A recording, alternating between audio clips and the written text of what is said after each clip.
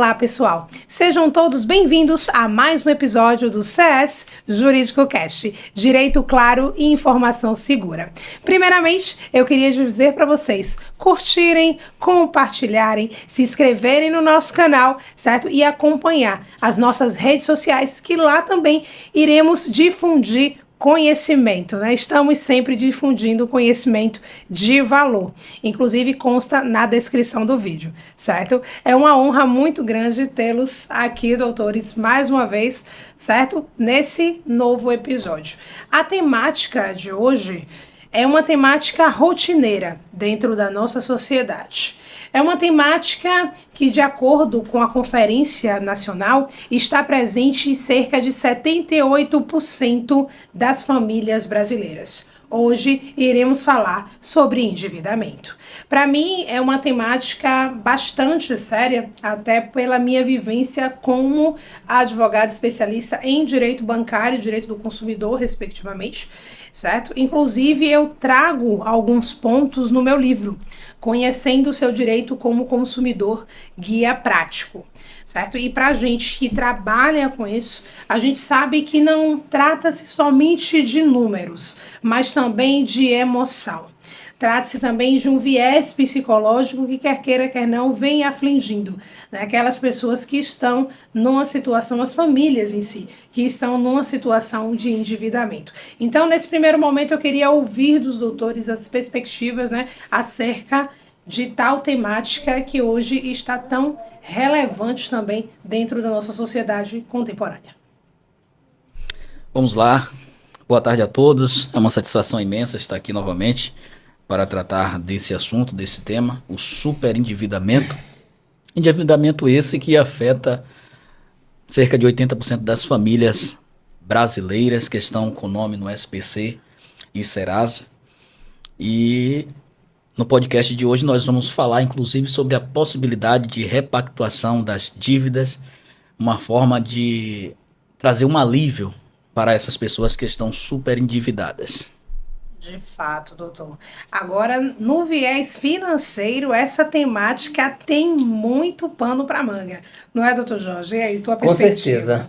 Falar de endividamento é muito complexo e é muito enriquecedor também. Pelo seguinte, muitas vezes a gente pensa que o endividamento das famílias é algo totalmente negativo.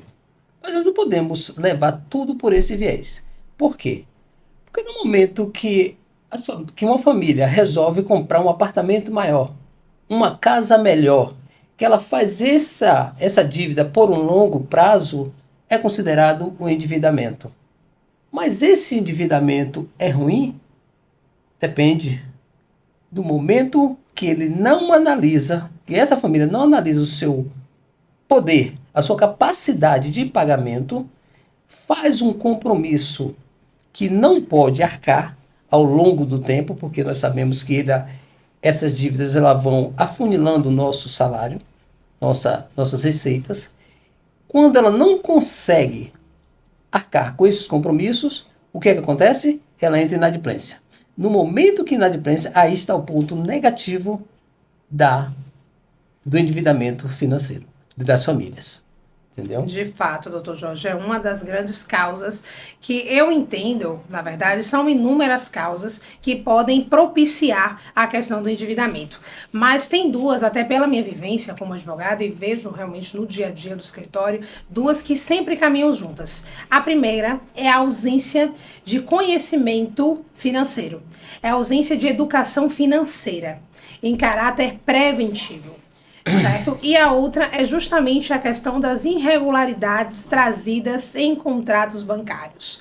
Hoje, o escritório tem como carro-chefe, por assim dizer, dentro da matéria bancária, a questão dos empréstimos consignados para servidores públicos, certo? E que nós verificamos sempre. Nós temos toda uma sistematização, certo? Para antes mesmo de repactuar, que o doutor Nelson ele vai conversar conosco sobre isso, né? Que uma vez que ele é advogado especialista também em relação a essa temática, nós vamos Antes de repactuar, nós vamos também trazer como revisar esses percentuais. Porque quer não, muitos contratos bancários hoje, eles vêm eivados, eles vêm com muitas irregularidades, certo? Por exemplo, hoje, de acordo com o próprio entendimento do Banco Central, a tributação ela deve estar inserida, certo, na própria taxa de juros. Mas o que a gente vê comumente é o banco cobrando em apartado um imposto sobre operações financeiras, ou seja, a duplicidade de tributação. Isso é algo que, infelizmente, poucas pessoas têm conhecimento técnico e jurídico sobre isso. Outro ponto que a gente sempre vem discutindo é a questão de que muitas vezes, e vocês sabem disso, principalmente porque ambos atuam na área financeira, muitas vezes existe uma taxa prevista no contrato, respectivamente, mas quando, na verdade, eu realizo o cálculo pericial, porque além de advogado eu sou expert em direito bancário, eu visualizo a questão de uma outra taxa, ou seja, existe a taxa do contrato e existe a taxa real. E a gente sabe que todas as vezes que automaticamente o banco ele não consegue comprovar a taxa prevista no contrato, aplica-se a taxa média, que é aquela taxa muito mais vantajosa, que é o próprio entendimento da súmula 530 do Superior Tribunal de Justiça. Mas a questão é, como o consumidor, leigo, não é? Como o endividado, ele vai saber como aplicar essa taxa, onde encontrar essa taxa. Hoje eu venho difundindo muito conteúdo dentro da minha rede social, inclusive, falando como pode encontrar essa taxa a partir do próprio site do Banco Central. Hoje o Banco Central ele tem um conteúdo imenso que você pode buscar, pode se atualizar, e o cidadão ele não tem noção sobre isso. Toda operação financeira que ele realizou na vida, ele pode buscar através do registrado do Banco Central. Ou seja, ele tem acesso a tudo. Ele pode automaticamente também, através desse site, verificar a taxa média de mercado, consultar se que naquela operação realmente o banco seguiu os parâmetros, por exemplo, a partir da calculadora do cidadão, entende? Então, tem muito conteúdo de bancário que ainda precisa ser rediscutido, que precisa ser difundido, certo? Para que a gente possa assegurar os direitos dos nossos consumidores. Vocês entendem? Vocês compreendem esse viés? Sim, com certeza. E, de fato, né, não somente em relação à questão do conteúdo junto ao próprio Banco Central, mas como buscar. Um dos grandes problemas hoje dos consumidores é conseguir uma cópia, uma coisa simples para a gente, é conseguir uma cópia do contrato. Hoje eles vão pagando as parcelas e quando buscam, por exemplo, a questão de um advogado e a gente precisa realmente realizar uma operação, né, toda uma sistematização em relação ao contrato, nós perguntamos, você tem cópia do contrato? Conseguimos, doutora, a resposta é quase padrão. Conseguimos pelo aplicativo do banco. E muitas vezes quando ele clica ali no aplicativo, dá erro, encaminha para uma página completamente diferente, eles falam, não consegui, entre em contato com a central. E criam inúmeros óbices para fornecimento. Ou seja, eles não sabem que existe um canal dentro do próprio Banco Central, certo? Que fornece o contrato de qualquer operação financeira. É isso mesmo, pessoal. Qualquer operação financeira. Se você não tiver, por exemplo, a cópia do contrato de um empréstimo, certo? Que você realizou, seja ele pessoal, seja ele consignado, você tem sim meios, certo? De buscar a cópia desse contrato através de uma requisição junto ao próprio Banco Central. Então, é importante para nós, como profissionais, né, habilitados, proporcionar um ambiente como esse, para que a gente possa também dar dicas de como eles podem, né, ter conhecimento maior em relação às próprias operações financeiras que eles realizam. Não é, senhores? Informação valiosíssima, essa que você acabou de deixar publicamente para todos que estão nos assistindo, nos ouvindo, a possibilidade de fazer o requerimento da cópia do contrato junto ao Banco Central. Muita gente desconhece essa possibilidade e, de fato, as instituições financeiras muitas vezes não fornecem o contrato para o contratante ali, para o consumidor. Não deixa de ser consumidor. E aí é a questão da somente da designação. Que transitam. São áreas que transitam. É bancário, mas não deixa de ser consumidor. Não deixa de ser consumidor. E tem mais uma questão aí, antes de adentrar de fato na questão da repactuação das dívidas, que eu observo atuando muito na esfera do direito previdenciário, e quando eu faço o acesso para poder verificar o extrato de empréstimo de consignado dos contribuintes, dos segurados do INSS, eu observo que muitas vezes ali constam empréstimos que eles sequer reconhecem que fizeram. Muitas vezes há uma portabilidade que foi feita e esse cliente, esse segurado também desconhecia. E quando você faz um checklist, às vezes você fica abismado da quantidade de empréstimo e você diz, não é possível que esse cidadão fez todos esses empréstimos. Então, assim, existe também muita irregularidade. Como exatamente é feito dentro da instituição, eu não sei exatamente, mas existe muita irregularidade que acaba prejudicando o cidadão que opta pelos empréstimos. De fato, doutor Nelson, é muita falta de clareza das operações, principalmente do público, né, do INSS, que eles já têm uma determinada idade, né, avançada, eles não têm um conhecimento na era da tecnologia, e hoje muitas vezes eu vejo isso também muito no escritório, no seguinte sentido, eles entram em contato, certo, falando, basta o senhor clicar, e ele não tem, muitas vezes, infelizmente, a dimensão que aquilo ali é uma nova operação. Por exemplo, foi um caso específico do escritório, foi consignado pelo INSS, inclusive, e ele fez inúmeras renegociações. E ele não tinha dimensão de que cada questão ali, de que cada operação daquela era um novo contrato. Foi o que eu expliquei para ele. E muitas vezes acaba perdendo tudo que já foi pago. Entende? E sem falar da questão dos chamados juros compostos, dos juros sobre juros, não é? Uma vez que eles não trabalham o valor simples da operação, pelo contrário, eles trabalham o valor quando eles vêm para renegociar. O banco, toda instituição bancária, eles vêm com o valor cheio. Não é? Eles trabalham ali, inclusive, com o valor principal, aquele valor que já está embutido juros. Né? Existe realmente uma beleza em relação aos juros compostos quando investimos. Não é? Mas também, sob o viés do endividamento, ele vem de forma severa, gerando para as famílias, né, uma ruptura no que concerne, muitas vezes, infelizmente, até em relação à dignidade. E aí, doutor Jorge, o que o senhor tem a me dizer em relação a essa temática tão vasta? Né? Realmente é um tema, assim, muito interessante para se discutir, e você vê que muitos canais hoje, discutem esse assunto, mas eles têm sempre como colocar a educação financeira como a bala de prata. Mas ela não é a bala de prata, né? Porque muitas vezes o indivíduo que está se endividando no cartão de crédito para se alimentar, para comprar alimento, esse endividamento, a educação financeira vai solucionar esse problema? Em partes. Porque se ele não tem uma receita para ele quitar aquelas dívidas que estão aumentando a cada dia com essas negociações que vocês acabaram de falar, esses empréstimos, né? Que cada contrato que ele fecha, esse dinheiro que ele tomou, ele fica mais caro, né? Na verdade, porque os juros vão subindo, porque nós sabemos que a nossa Selic foi para 15%. 15% a Selic. 15%. Então, todas as dívidas são baseadas nesse índice aí. Imagine um contrato que você fecha daqui para frente.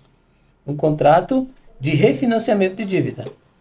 Esse dinheiro está muito mais caro para você. Então, o endividamento em si, como eu falei, ele não é algo totalmente negativo.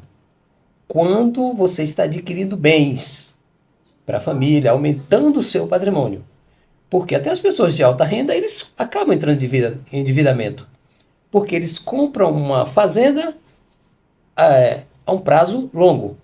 Mas só que eles têm a capacidade de pagamento. Quando ele tem a capacidade de pagamento, que ele honra seus compromissos, ele não entra na inadimplência. E a inadimplência é que é o campo perigoso do endividamento. Porque, infelizmente, quando você não tem uma educação financeira construída de base, você não sabe sequer calcular a sua capacidade de pagamento.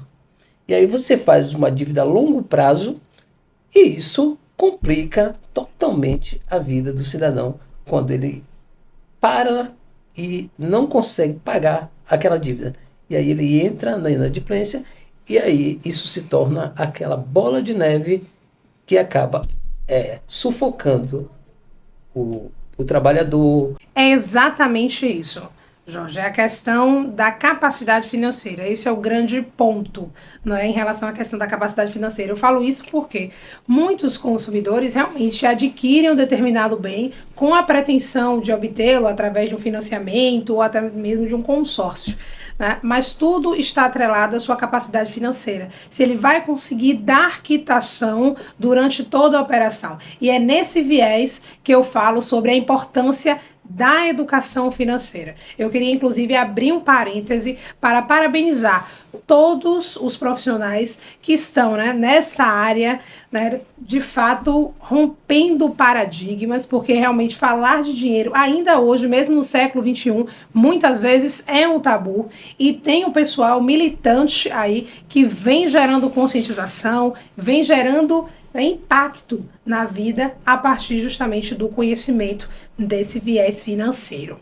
Mas claro que antes, né, de ter esse conhecimento, é importante também ter o senso crítico em relação a cada operação financeira que eu vou realizar de acordo com minha capacidade econômica, mas está altamente atrelado, né, à questão do conhecimento. E eu sempre tenho uma dinâmica, não é? Que existe um endividamento para se obter um bem. Claro que foi justamente o que Jorge trouxe, não é? Mas a questão é quando o indivíduo ele não tem a capacidade, certo, de quitar, e aí surge o superendividamento. Acaba chegando, como eu posso dizer, a ferir, né, a questão da dignidade, muitas vezes, levando até mesmo a comprometer o aspecto social, o aspecto mesmo basilar, né, de se alimentar, de manter a família ali. Então, realmente é um ponto que a gente precisa pensar, inclusive após, né, essa contextualização atual, o tribunal veio, né, trazendo temáticas em relação a isso. Hoje o legislador já tem uma lei específica, né, falando sobre o superendividamento, trazendo esse viés, não é, justamente para propiciar, não é, um âmbito novo para todos os consumidores. Então eu queria que o Dr. Nelson falasse um pouco, né, em relação à questão da repactuação, né, como é que funciona, como é que a gente pode dar seguimento em relação a essa dinâmica. Exatamente, doutora. E visando preservar o direito do consumidor, nós temos hoje a Lei 14.181 de 2021, que é para garantir que o cidadão tenha pelo menos o mínimo existencial. E quando ele se encontra super endividado, hoje tem-se a possibilidade de fazer a repactuação das dívidas. Existe hoje esse mecanismo de defesa que possibilita o cidadão fazer um plano para quitação das dívidas em até 5 anos, e a partir do momento que ele entende que ele está super endividado, que ele já comprometeu mais de 50%, 60% da sua renda, ele pode tentar resolver isso tanto na esfera administrativa quanto na esfera judicial, tá? E aí tem alguns aspectos, porque o plano de repactuação de dívidas não vai englobar necessariamente, por exemplo, um crédito rural, fica de fora. Financiamento imobiliário, fica de fora. Dívidas de luxo também fica de fora. Mas a maioria das dívidas de consumo podem ser agregadas nesse plano de recuperação. E a pessoa que encontra-se nessa situação, ela pode aderir inicialmente à carência de até 180 meses, ou seja, suspende-se essas dívidas em até 180 meses não, perdão, 180 dias, tá? 180 dias é a carência, então suspende-se essas cobranças e após os 180 dias é que vai se iniciar o pagamento dessas dívidas. Obviamente que os credores, e aqui vamos supor que essas dívidas sejam de contratos de empréstimos. O credor que não aderir, em uma audiência de instrução, o juiz poderá decidir dessa forma. No primeiro momento, se falar pela via judicial, tem a possibilidade de conciliar. Tem-se os credores e talvez alguns credores queiram aderir ao plano de repactuação. Aquele que não aderir, o juiz, de forma compulsória, irá decidir. E a pessoa que se encontra nessa situação de superendividamento, ela precisa traçar o plano, tem que fazer a planilha, tem que colocar ali quais são os seus ganhos, quais são os seus rendimentos, quais são as suas dívidas essenciais, alimentação, escola, aquilo que é indispensável para a garantia da sua subsistência. E tem as dívidas aí dos empréstimos. Aqui estamos tratando de empréstimos, tá? Outras dívidas podem ser agregadas, mas aqui estamos falando como exemplo de empréstimos. E aí, nesse caso, se exclui, inclusive, os juros, as multas, e fica o valor, de fato, que o contratante tomou como empréstimo. E aí é feito esse plano e ele pode comprometer 30%, 33% apenas dos seus rendimentos para poder quitar essa dívida em 5 anos. Lembrando que ele tem 180 dias de carência para poder ter essas dívidas suspensas e então começar a pagar. Eu gosto muito da temática de superendividamento, eu gosto da lei também, com algumas ponderações. Né? Em relação ao superendividamento, eu falo sempre, quando o cliente chega ao nosso escritório, eu sempre tenho um indicativo que antes de repactuar, vamos revisar. Porque muitas vezes eu vejo o tamanho das irregularidades e eu converso sempre com eles. Não adianta a gente repactuar um contrato eivados de vícios. Porque quer queira, quer não, por mais que haja a questão de um longo prazo, você vai terminar pagando, certo, a mais para a instituição bancária. Então, qual é a estratégia? Isso eu vou abrir para vocês também aqui no público, certo? Qual é a estratégia que a gente utiliza hoje lá no escritório? Antes de repactuar, a gente revisa. A gente tem uma parte inicial, inclusive, com toda uma equipe técnica e operacional que realiza cálculo pericial. Porque a partir do momento da revisão, a gente encontra, doutor, o real valor. O valor de fato devido pautado na legislação. E a partir do momento que a gente tem esse valor, é que a gente vem para o banco propondo, além da revisão, a repactuação. Ou seja, a repactuação do valor justo.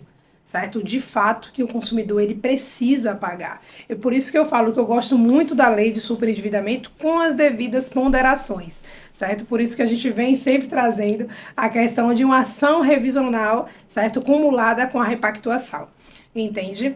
E no viés financeiro, né, doutor Jorge? A gente vem discutindo aqui também no aspecto jurídico, mas no aspecto financeiro, propriamente dito, o que a gente pode ir caminhando, né, para o final desse episódio, qual a lição que a gente pode deixar aqui para o nosso público, para os nossos ouvintes? Exatamente. A senhora acabou, doutora Ana, de falar aí, de dar a cereja do bolo, a análise desse contrato. A partir do momento que uma equipe técnica faz uma análise desse contrato e identifica as irregularidades e tem como rever essas taxas, maravilha. Aí a gente podemos, a partir daí, traçar um plano, né? É aí que a educação financeira tem o seu poder de transformar. Traçar um plano através de planilha, através de anotações, até em uma agenda, um plano simples, né, uma planilha do Excel, onde você vai relacionar, como o Dr. Nelson já colocou, só que de forma superficial. Numa planilha do Excel você tem como colocar suas receitas, suas despesas de curto prazo, sua despesa de longo prazo, e aí você vai analisando isso e traça um plano de refinanciamento dessa dívida de forma suave e que você possa sair dela e nunca mais entrar novamente, porque a partir daí você já conhece a educação financeira e você não vai mais cair em armadilhas.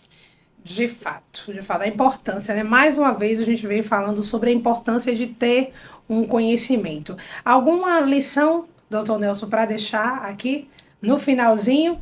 Só uma reflexão interessante aí para os nossos ouvintes. Bom, o que eu posso dizer é o seguinte: se puderem, não façam dívidas, a menos que sejam dívidas de alavancagem, dívidas que vai te colocar no próximo nível, mas dívidas apenas para consumir, se puder evitar, evitem. Ou seja, consumidor, estamos aqui, né, com 2 profissionais altamente habilitados, trazendo para vocês um conhecimento em relação ao aspecto financeiro. Para você que se encontra endividado, há possibilidade tranquila, certo, de conseguirmos repactuar, revisar e você ter o teu alívio financeiro, certo? Então, vamos lá para o próximo episódio. Lembrando sempre, curte, comenta, compartilha, se inscreve no canal, ativa o sininho para receber esse conteúdo em primeira mão. E claro, as nossas redes sociais constam na descrição do vídeo. Acompanhe também os nossos profissionais pelo Instagram, onde estamos sempre difundindo conhecimento e levando para vocês o melhor material. Até o próximo episódio.